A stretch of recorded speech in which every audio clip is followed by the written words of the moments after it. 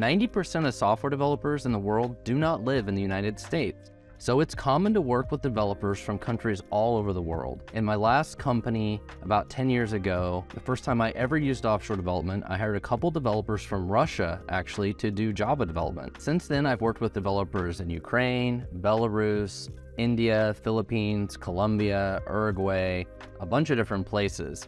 What I tell people all the time is there's talented people all over the world. There are really good developers everywhere. There are also really bad developers everywhere. In some of these countries, it feels like they give anybody a computer science degree and they end up working for these dev agencies, and they're people that should not be doing computer programming. And that's the thing you gotta look out for the most, is looking for that really low-level talent that should not be a software developer probably to begin with. If you wanna hire developers from another country, here are my key tips that you need to think about. Number one is time overlap. You need at least a couple hours a day that you can meet with them and collaborate on what they're working on.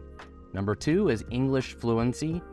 English and communication skills are, of course, the most important thing in software development. They have to be able to understand what you're trying to do and why you're trying to do it, the requirements, and all of those things. Third is experience. Make sure you look for people with senior level talent, interview the heck out of them, and test them. Make sure you're getting really good people. Most importantly, don't work with a firm where you have a project manager in the way. They don't add any value. You need to work directly with the developer instead of having a project manager translating things between you and the developer. The biggest concern that most people have has to do with intellectual property and security.